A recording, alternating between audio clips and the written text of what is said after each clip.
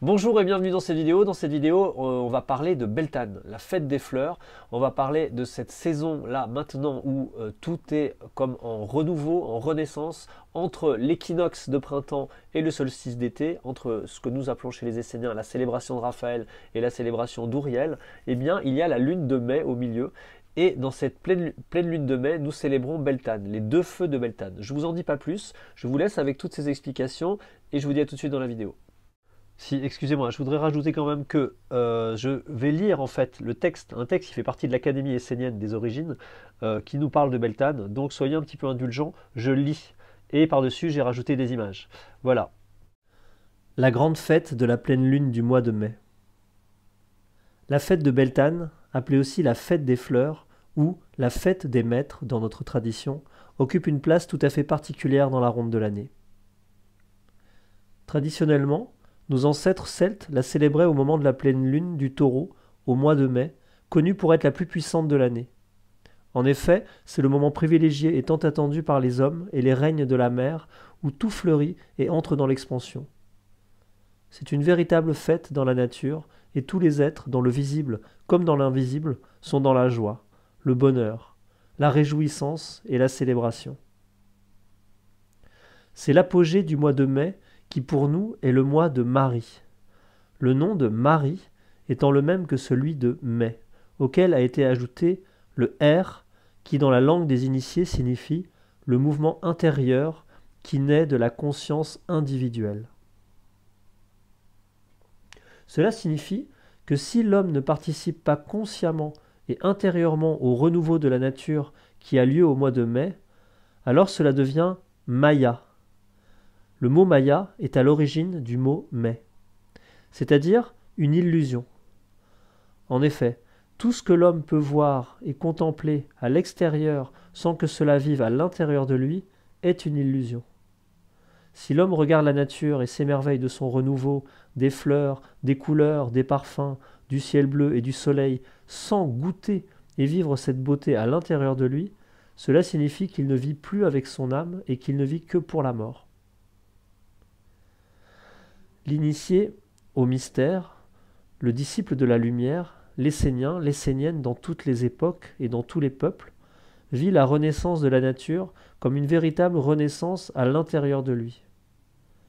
Il ne vit pas comme un blasé ou un béat qui croit que tout va aller bien dans sa vie et qu'il peut se détendre parce que le printemps revient. Non, il s'est préparé intérieurement à ce mystère de la floraison qui a lieu au mois de mai afin qu'il ne soit pas une Maya mais une Maria. C'est-à-dire que lui-même devienne comme la nature, l'épouse parée pour les noces de l'âme avec son époux divin.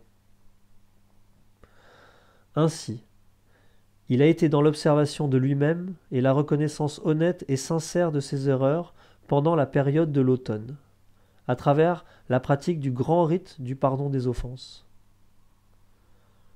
Ensuite, il a travaillé sur lui pendant l'hiver pour enlever les mauvaises semences et racines jusque dans les profondeurs de son corps et pour appeler de nouvelles écritures à travers la pratique des grands rites d'expiation. Enfin, au moment du passage de la porte de Raphaël et de l'entrée dans le printemps, il s'est concentré à l'intérieur de lui pour que le souffle de Dieu et le baiser du soleil ne donnent vie qu'aux semences de la lumière. Beltane est l'union sacrée des deux feux du ciel et de la terre.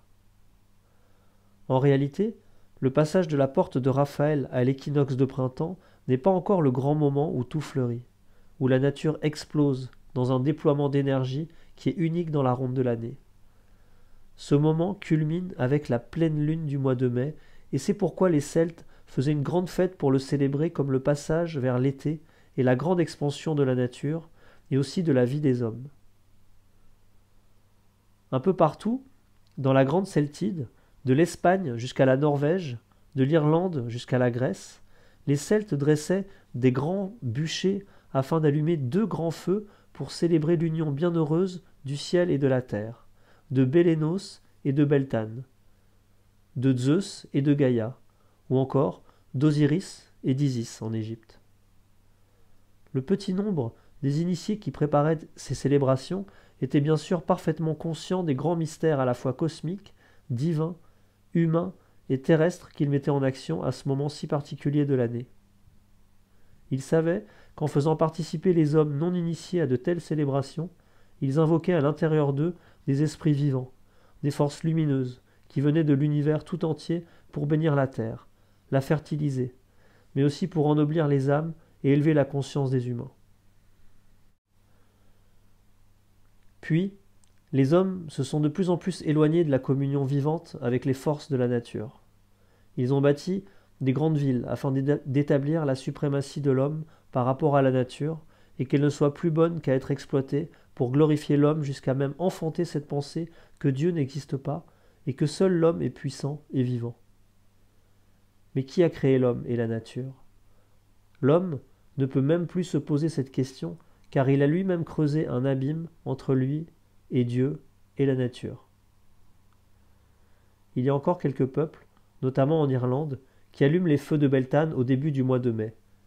Mais ce n'est plus qu'un folklore traditionnel et cela fait bien longtemps que la conscience et la vie s'en sont allées. Ainsi, c'est un véritable renouveau de cette ancienne célébration des mystères et de la nature qui a lieu aujourd'hui à travers la nation essénienne. Son père fondateur, Olivier Manitara, a d'ailleurs ressuscité cette fête en même temps que la ronde des archanges naissait sur la terre comme la nouvelle révélation de Dieu. C'est ainsi que progressivement, tous les secrets de la ronde de l'année nous ont été révélés, comme Dieu l'avait révélé à notre père Enoch à l'aube de la conscience humaine. Cela fait donc presque 20 ans que nous célébrons chaque année, dans nos villages, la fête des fleurs et des anges à travers les feux de Beltane. Beltane, contrairement aux croyances populaires et superstitieuses, n'est pas une déesse inventée par les hommes. Elle a réellement existé en tant que femme et prêtresse de la grande religion universelle qui s'appelait alors le druidisme. Cette femme, qui est pour nous un maître et un guide de l'humanité, a été une magnifique incarnation de Dieu la Mère dans des temps lointains, où les druides et les druidesses gouvernaient nos contrées occidentales dans la sagesse et le grand respect de toutes les formes d'existence. Le Vesak des bouddhistes et Beltane chez les Celtes, une fête universelle. Cette fête de la nature, célébrée à la pleine lune du mois de mai, est vraiment universelle, car on la retrouve sous différents noms dans différentes traditions. D'ailleurs, au commencement de notre école, nous ne célébrions pas Beltane, mais le Vesak, qui est la fête la plus importante de l'année pour les bouddhistes du monde entier. Ils célébraient alors la naissance, l'illumination et la mort du Bouddha, les 3 grandes étapes de sa vie et de tout homme venant en ce monde. En fait, ils célèbrent plus particulièrement l'illumination du Bouddha, le moment sacré et solennel où il est devenu le Bouddha, c'est-à-dire un maître, un éveillé, un être qui a fleuri dans l'autre monde et qui peut alors unir en conscience le monde divin, celui de l'homme et la nature vivante. Nous retrouvons là l'écriture magique de la fête de Beltane et de l'homme qui doit se tenir entre les 2 feux du Père et de la Mère afin d'unir les 2 mondes visibles et invisibles. Ainsi, cette fête cosmique de la pleine lune du mois de mai, c'est la fête de tous les maîtres, de tous les hommes et femmes dieux, qui, en fleurissant vers la lumière, peuvent apporter aux hommes les messages d'un autre monde pour qu'à leur tour ils fleurissent et naissent à leur être véritable. Le passage des 2 gardiens pour entrer dans la terre de lumière. Olivier Manitara nous révéla lors d'une conférence magistrale que l'écriture des feux de Beltane était en réalité présente dans la forme du culte de la lumière. En effet, les 2 feux de Bélénos et de Beltane sont incarnés par les 2 gardiens du oui et du non, qui sont aussi la rigueur et la bienveillance, la sagesse et l'amour, c'est-à-dire les 2 pôles opposés mais complémentaires de la matière et de l'esprit, de la mère et du père. Ainsi, en accomplissant pour la première fois cette cérémonie de Beltane à travers la forme du culte, nous parcourons les 3 étapes initiatiques du chemin de la fleur. 1. Nous partirons du monde des racines à travers la statue du recyclage. 2. Puis, répondant à l'appel de Dieu, l'appel à la floraison et à la résurrection, nous monterons sur le triangle des invocations, qui est l'étape de la tige et du passage de l'eau dans le hiéroglyphe de la fleur. Nous allumerons alors les 2 feux du Père et de la Mère devant les 2 gardiens du oui et du non, et nous les unirons au-dessus de notre tête en signe d'éveil de la fleur de notre ange. 3. Alors, comme nous le disons lorsque nous franchissons pour la première fois la corde de la ronde des archanges, nous entrerons dans le cercle de la lumière par la fleur de la méditation de notre ange sur le tapis de prière. Par cette cérémonie, nous célébrerons notre passage et notre entrée dans la terre de lumière de notre Père Ouriel, initiant ainsi notre ascension jusqu'à sa célébration qui débutera dans un mois, le 15 juin. À travers ces quelques paroles d'explication, nous n'avons pas pu tout te dire au sujet de cette fête sacrée, qui est destinée à devenir la fête la plus importante de la ronde de l'année dans le futur, aussi importante que Noël aujourd'hui. Aussi, afin d'en développer une compréhension la plus juste et fine possible, nous t'invitons à lire la lettre mensuelle que notre guide Olivier Manitara avait écrite aux élèves de notre école en mai 1996. Tu peux trouver cette lettre en description de cette vidéo. Tu y trouveras également une petite méditation que tu peux faire en t'asseyant dans ton temple devant l'écriture du culte de la lumière. Juste avant d'y entrer, pour réaliser la grande cérémonie des feux de Beltane et de l'entrée dans la terre de lumière. Voilà, comme vous l'aurez compris, la cérémonie de Beltane, telle que nous la pratiquons dans le culte, n'est accessible qu'à ceux qui ont le culte chez eux, donc ceux qui font partie en gros de l'école essénienne et qui peuvent donc avoir cette cérémonie. Donc si ce n'est pas le cas, vous pouvez toujours nous écrire pour participer ou vous rapprocher d'une masala pour savoir quoi faire. Voilà. Je vous laisse le lien si vous voulez.